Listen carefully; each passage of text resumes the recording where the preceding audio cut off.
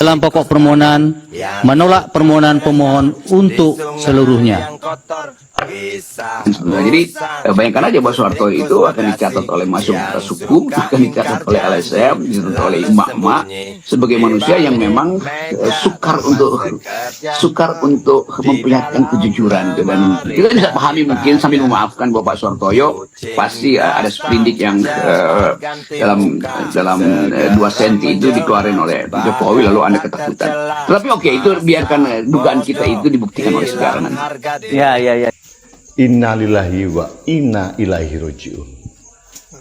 Telah wafat demokrasi dan semangat reformasi di Indonesia karena ditenggelamkan, dikubur, dimatikan oleh keputusan Majelis Hakim Mahkamah Konstitusi tanggal 22 April 2024. Kita sangat terkejut dengan putusan MK kali ini. Walaupun demikian, kita juga punya apresiasi dan kebanggaan kepada 3 hakim konstitusi, yaitu Pak Saldi Isra, Bu Eni, dan Pak Arief Hidayat, yang dissenting opinion. Dan ini menunjukkan bahwa permohonan dari Paslon 01, Tim Hukum Nasional Amin ini dipenuhi. Jadi seandainya saja kalau kita lihat pendapat saya, kalau Ketua Hakim Konstitusi pada waktu keputusan 90, beliau adalah yang menolak di bawah 40 tahun ya untuk menjadi cawapres. Tetapi rupanya hari ini berubah haluan, kita tidak tahu. Dan ini yang membuat akhirnya menjadi 5-3. Tapi sekali lagi saya apresiasi kepada 3 hakim konstitusi tersebut yang telah memberikan pemohonan kita diterima oleh beliau bertiga. Saya yakin masyarakat bisa menilai apa keputusan tersebut. Mudah-mudahan ini bisa menjadi bekal kita nantinya agar berikutnya mungkin calon-calon kita berikutnya bisa memahami situasi ini, sehingga negara Indonesia kami tetap berharap bisa menjadi negara demokrasi yang adil. Pesan buat Hotman Paris, kalau kau merasa paling kaya, Fir'aun pun lebih kaya dari Anda.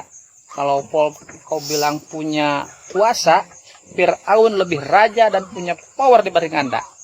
Kalau kau bilang asisten pribadimu paling banyak, Fir'aun punya selir tak terhitung banyaknya. Tapi pada akhirnya Fir'aun mati dan tenggelam bersama pasukannya dengan penuh kehinaan. Silakan sombong sesombong-sombongnya selagi ada waktu untuk sebelum kau tenggelam bersama kesombonganmu. Pesan buat Hotman Paris. Baru punya cincin berlian udah sombong.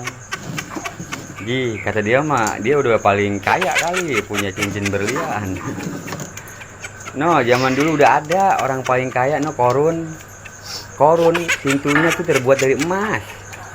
Sombong sama kayak abang. Kalau abang kan cincin tuh, kalau korun mah hartanya banyak dia mah. Itu dibinasakan sama Allah karena kesombongannya.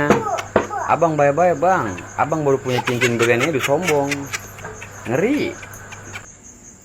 Hotman Paris, Bung Hotman, jangan sombong jadi orang. Jangan sombong ya. Ini mah bahasa saya peringatin, jangan sombong Hotman Paris. Di atas langit ada langit. Ya, tadi saya lihat video Anda klarifikasi di Menhan. Waduh, menggebu-gebu banget sampai bahasa Anda tidak diatur. Seakan-akan Anda udah paling hebat banget. Setiap ada kasus korupsi, setiap ada dugaan pencucian uang, kan Anda langsung maju. Hadapi saya, lawan saya Hotman Paris. Hede, Hotman Paris. Yang namanya kasus korupsi itu wajar lah orang kalau mengedepan ajas presumption of innocence, ajas praduga tak bersalah. Nggak perlu Anda tuh euforia sehingga melanggar estetika di dalam tata bahasa Anda gitu loh. Janganlah kayak begitu gitu. Dikit-dikit lawan saya. Siapa ini? Ini pencucian uang Raffi tidak benar. Lawan saya. Tidak begitu. Sampaikan dengan bahasa yang baik, tata bahasa yang baik gitu loh. Apalagi kemarin saya lihat Anda konferensi pers di Menhan. Boleh Anda membela klien Anda Pak Menhan misalnya. Kami juga akan membela Pak Menhan karena Menhan itu dijaga marwahnya oleh rakyat. Gitu loh. Kalau memang ada yang memfitnah, tetapi Anda cara penyampaiannya udah kayak preman pasar. Gitu loh. Sesuaikan dong. Pejabat yang Anda bela itu pejabat yang berwibawa, yang mempunyai wibawa tinggi, mempunyai derajat yang tinggi. Jangan Anda sebagai pengacaranya kayak preman pasar, arogan bahasanya. Tata bahasanya itu loh di apa statement-statementnya itu. Tuh kayaknya Anda nih, aduh hebat banget ya. Udah bahasanya, saya malu nontonnya. Bahasa ngebodoh-bodohi orang lah apa. Gak perlu kayak begitu ya Bang Hotman. Kalau memang ada kasus korupsi ya kita wajib membongkarnya demi keselamatan anggaran negara biar masyarakat sejahtera. Kalau Anda dikit-dikit bela, hadapi saya koruptor, saya akan bela misalnya. Yang namanya rakyat itu ada praduga tak bersalah, wajar lah berbicara begitu. Anda jangan terlalu euforia, jangan terlalu kebangetan banget, udah hebat banget Anda itu Hotman Paris. Gitu loh. Kalau memang ada orang yang menjelek-jelekan Pak Prabowo, kita laporkan. Kita penjarakan dia. Jangan sampai Kementerian Pertahanan dihina, difitnah. Itu nggak benar itu kalau memang ada fitnah. Yang fitnah ini harus mengeluarkan data, bukti otentik.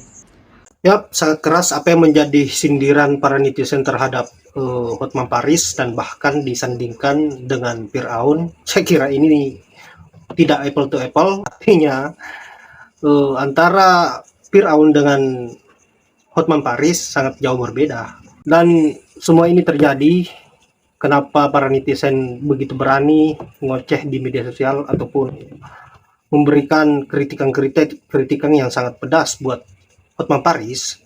Saya kira tidak lain karena ulahnya sendiri Hotman Paris, di mana kesombongan yang kerap kali dimunculkan di media sosial dan bahkan seringkali mengucilkan orang-orang sangat jumawah dengan apa yang menjadi gelarnya saat ini sebagai pengacara kondang. Saya kira memang sangat tepat apa yang dilakukan oleh para netizen ini, bahwa dengan menyerang mental Hotman Paris ini bisa memberikan pelajaran yang setimpal agar betul-betul jerah dengan perilaku buruknya. Dan bukan hanya persoalan kesombongan yang dia munculkan di media sosial, tetapi yang paling parahnya saya kira kerap kali mengumbar persoalan hal-hal yang vulgar, artinya mempertontonkan yang tidak senonoh di media sosial. Kita tahu sendiri bahwa media sosial ini yang menikmati bukan hanya di kalangan 18 plus ke atas, tetapi banyak juga yang di bawah 18 umurnya, yang saya kira sangat tidak etis ketika kaum muda atau yang masih labil menyaksikan hal-hal tersebut. Nah, saya setuju jika para netizen ini betul-betul sangat keras dalam mengkritisi Hotman Paris, dan bahkan saya kerap kali mengkritisi beliau dengan cara yang keras juga. Kenapa? Karena saya tidak menyukai sifat dan kearoganan dan sifat sombongnya dan kesombongannya terhadap apa yang sudah dimiliki hari ini, seolah dialah orang yang paling wow di dunia ini. Nah, yang sangat disayangkan yang ada di video pertama tadi, di mana kita lihat sendiri Pak Hartoyo terlihat sangat jelas bahwa sudah menjadi curutnya Pak Jokowi. Sangat jelas sekali bahwa Pak Hartoyo ini sudah disetting oleh Pak Jokowi untuk dijadikan sebagai budaknya dan rela mengkhianati rakyat demi sebuah jabatan. Mungkin karena beliau takut bahwa kalau anaknya Jokowi tidak berhasil untuk menjadi berhasil menjadi wakil presiden di 2024 ini, mungkin saja Pak Hartoyo akan dilengsarkan dari kursinya menjadi ketua MK, dan itu yang menjadi ketakutannya. Dan saya kira Pak Hartoyo ini akan mendapatkan yang lebih sadis dari apa yang dia bayangkan saat ini, dan hukum karma itu akan berlaku, karena tentu Tuhan tidak pernah tidur dengan apa yang menjadi kelakuan manusia saat ini, termasuk Pak Hartoyo yang mencoba mempermainkan hukum di negeri ini, bagaimana agar bisa menyelamatkan orang yang betul-betul merusak konstitusi yang ada di negara kita yang tercinta. Dan saya sepakat dengan yang ada di video kedua tadi, Bapak Rudi, bahwa demokrasi kita saat ini betul-betul sudah meninggal. Dan wajar kalau kita mengucapkan innalillahi wa inna ilaihi raji'un untuk demokrasi saat ini. Karena memang Pak Jokowi mengubur dalam-dalam demokrasi demi untuk membangkitkan dinasti politik dan membangun kerajaan untuk keluarga-keluarganya. Kalau misalnya Pak Jokowi mempunyai anak sebanyak 32 orang, maka tentu 32 provinsi di Indonesia akan dijadikan sebagai wadahnya memimpin. Saya kira ini sangat miris. Saya berharap sahabat-sahabat maupun rakyat yang menyaksikan video ini jangan pernah merasa sedih dengan apa yang menjadi putusan MK saat ini, karena tentu ini bukan akhir dari segalanya. Kita terus melawan apa yang menjadi keburukan-keburukan yang dilakukan oleh Pak Jokowi dan antek-anteknya. Karena kita sudah tahu bahwa yang menjadi musuh rakyat adalah Jokowi, bukan yang lain. Baiklah sahabat-sahabat, saya kira hanya itu. Terima kasih sudah menemani admin sejauh ini. Saya kira kalian sangat luar biasa. Saya akhiri dengan ucapan wallahul muwaffiq ila aqwamit thoriq. Assalamualaikum warahmatullahi wabarakatuh.